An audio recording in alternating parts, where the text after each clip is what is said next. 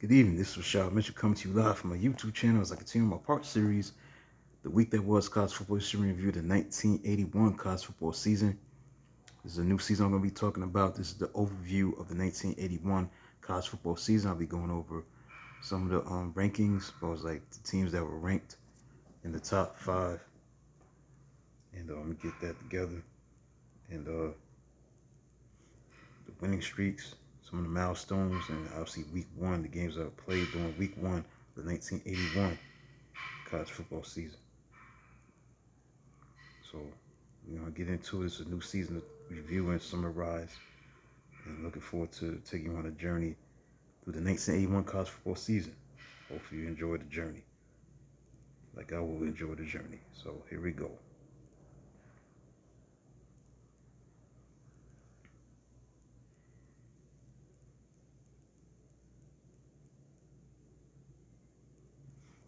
Let's go. The 1981 college football season was the year of Bears' stag party, Allen's run to daylight, and Tigers' prowl as last number one.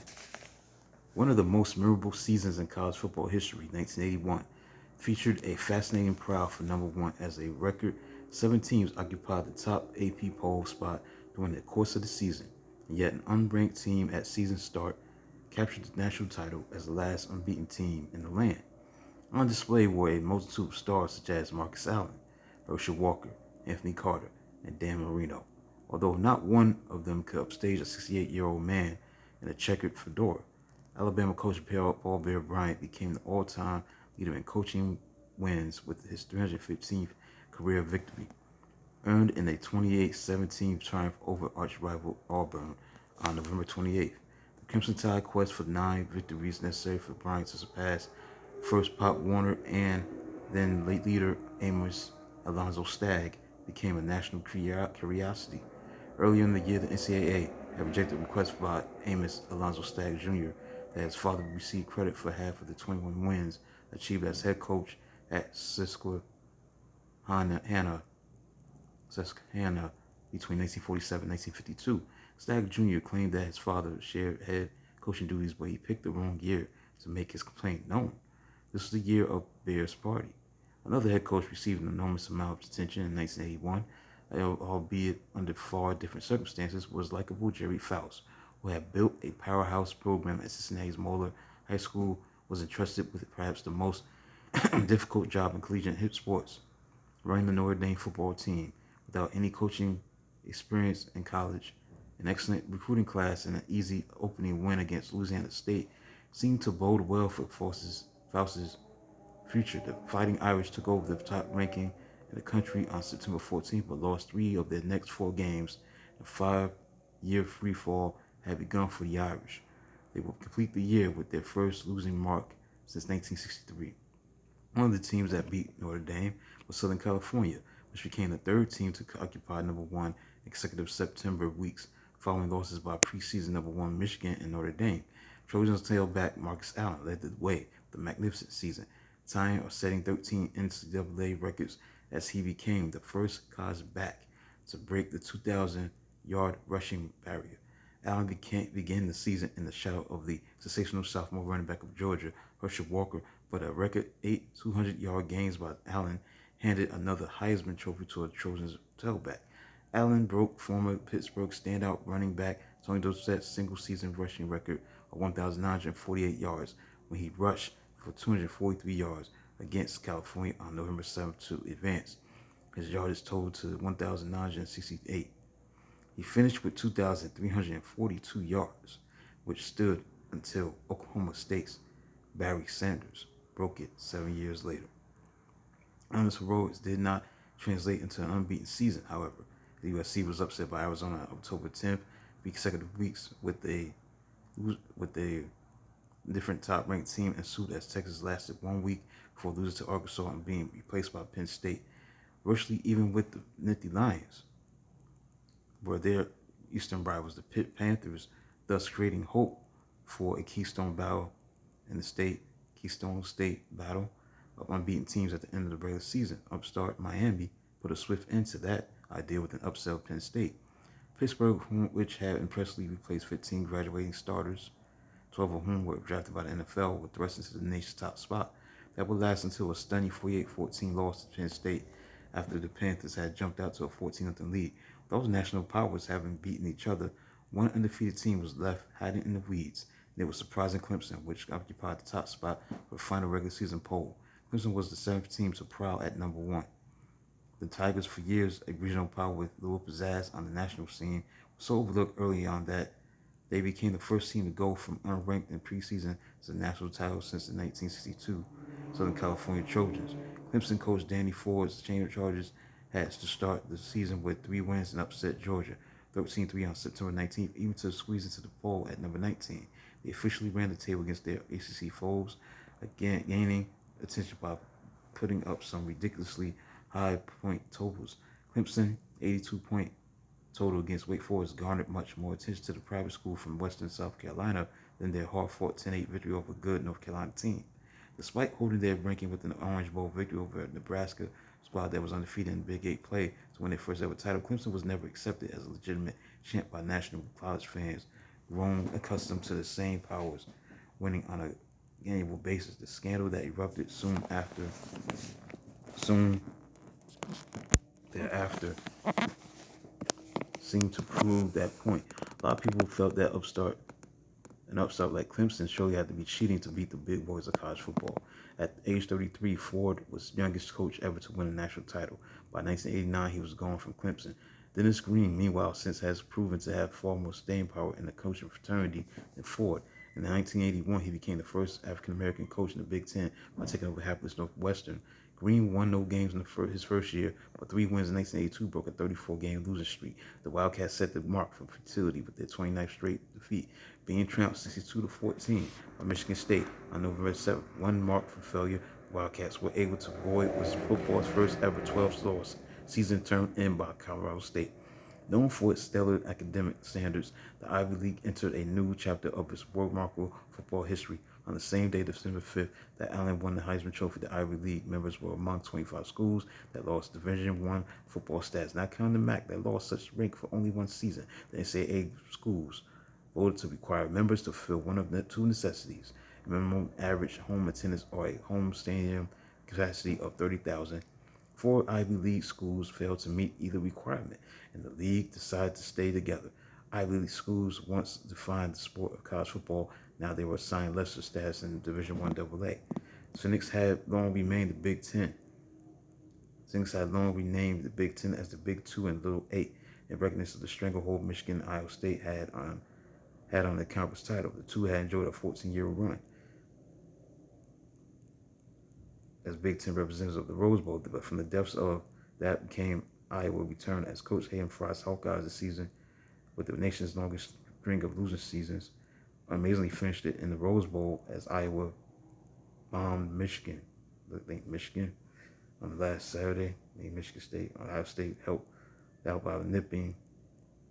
I think it was Michigan last few minutes. That the Hawkeyes lost to Washington in its third appearance in 5 years in the Rose Bowl. The matchup marked the first time at least one of the traditional powers, USC, UCLA, Michigan.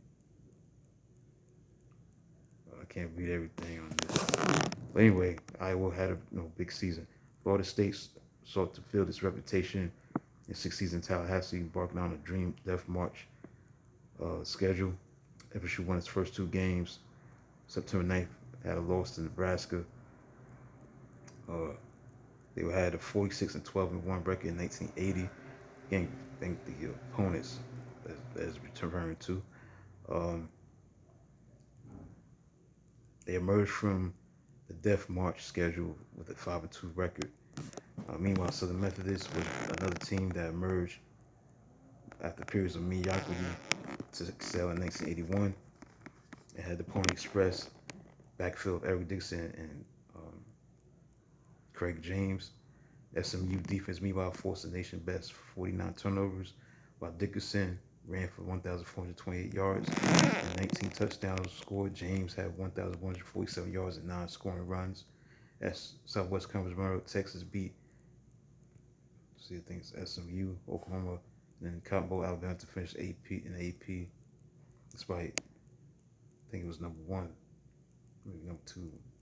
got double check. It's Arkansas, despite Arkansas loss in the tie with Houston.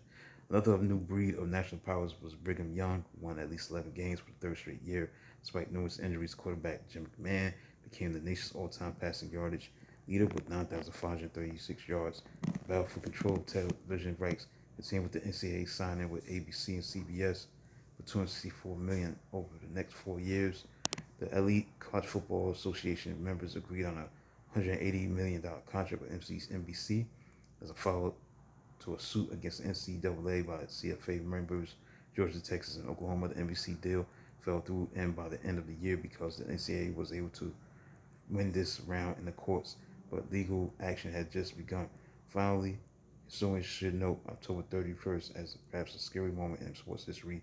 University of Washington alumnus Rob Weller and the school's band director Bill Vassell made his debut of the Wave at the Huskies.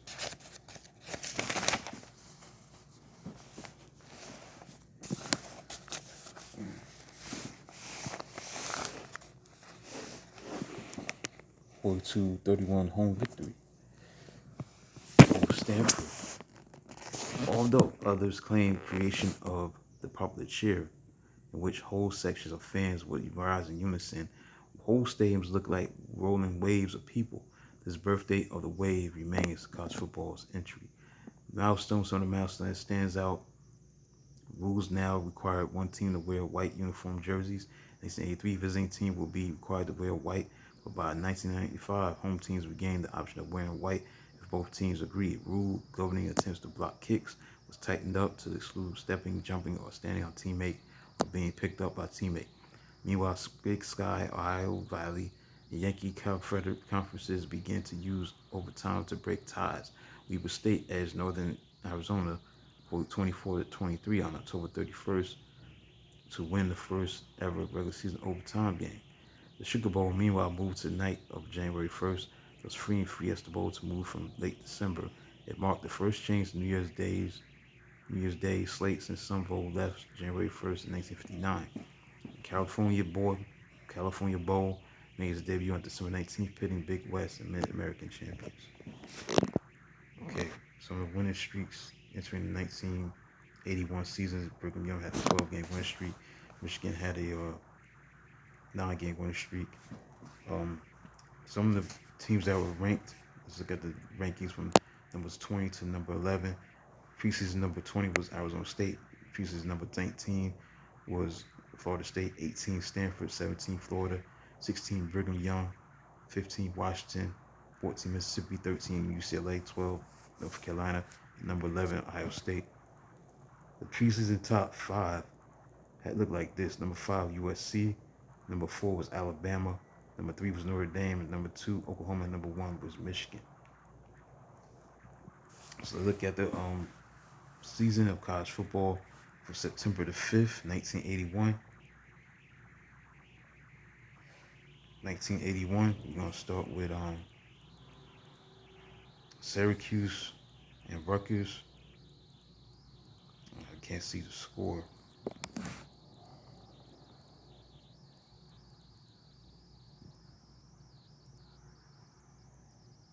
So I'm going to skip this game. So I can't see, this page is ripped. Anyway, Pittsburgh beat Illinois 26-6. Although neither team was mid-season sharp, Pittsburgh was at least opportunistic in converting its numerous chances. Quarterback Dan Marino shook off dismal 2-14 numbers in the first half, but didn't need to be hot in building a 14-6 halftime lead. Illinois turnovers and short punt led to Pitt scoring drives of 11 yards and 19 yards. Fighting Illini were held to 48 yards rushing by the Panthers' still dominant defense, led by defensive tackle Bill Miles, who outscored Illinois himself in the second half with fourth quarter sack with safety of Illinois quarterback Tony Eason.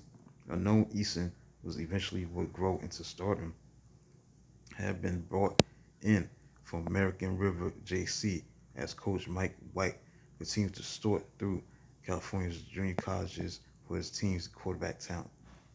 Meanwhile, Miami beat number 17 Florida 21-20. Lucky number for Miami was 55 as Canes rallied from 20-11 deficit. All of Hurricanes 10 points in fourth quarter was scored on a 55-yard touchdown pass from backup quarterback Mark Richt to wide receiver Rocky Belt and kicker Danny Miller's game-winning 55-yard field goal with 40 seconds left. Miller's field goal, 8 yards longer than his previous best, careened off left upright, while Richt, future head coach at Georgia, was subbing for injured quarterback Jim Kelly.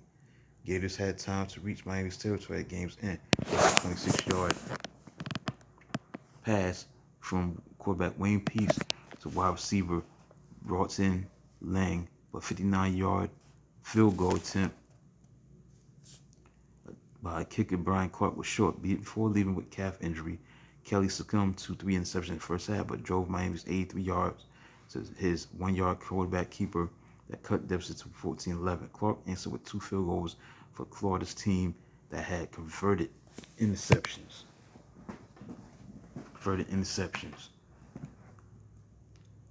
Of Kelly into pair of first half touchdowns for early 14-3 lead.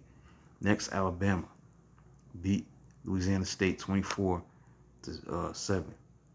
Alabama coach Bear Bryant's ballyhooed 9-win quest for record 315 victories got off to an impressive note as Crimson Tide cruised to 11 straight series wins. Speed advance for Bama was in evidence early as fullback Kenny Simon ran 51 yards in the first quarter to open scoring. Quarterback Ken Coley had runs of 51 and 42 yards respectively to aid scoring drives as Alabama racked up 333 yards first half to take a 17-0 lead.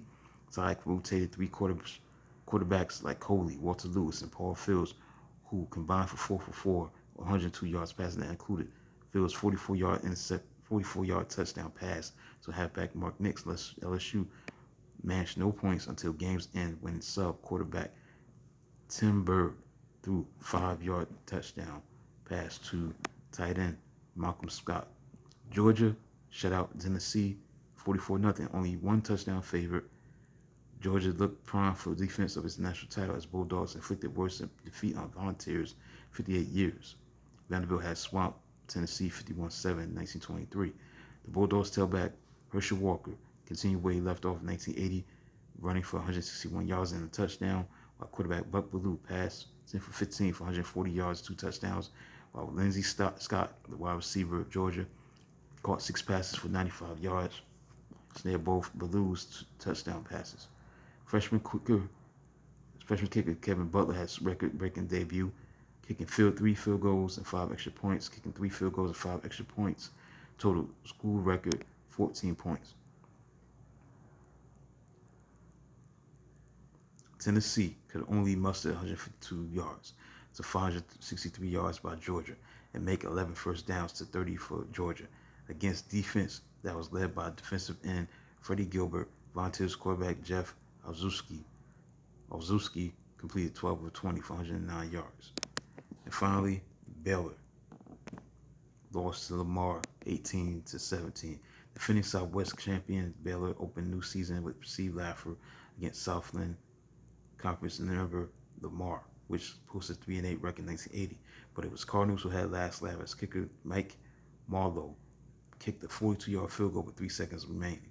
Baylor, which had to convert Lamar miscues to score both his touchdowns, and had gone ahead 17-15 on kicker Marty Jimerson's 41-yard field goal with 2:53 left. And critical mistake, Bears running back Walter Abercrombie bobbled away fumble on Lamar 1-yard line and was held to 16 carries, 50 yards on the ground. While quarterback Jay Jeffrey managed only 16 yards passing. Lamar quarterback Fred Hessen hit 18 of 35 for 168 yards and 7-yard touchdown to wide receiver Herbert Harris. So let's look at the AP poll. So it includes September 5th for September 5th, 1981. The games that are played on that day. The week 1 of September 5th, 1981. September 7th, AP poll looked like this. Arizona State 20, Stanford was 19, 18 Florida State, 17 Washington, 16 Miami, Brigham Young 15, 14 Mississippi State, 13 North Carolina, 12 UCLA, 11 Ohio State, Pittsburgh 10.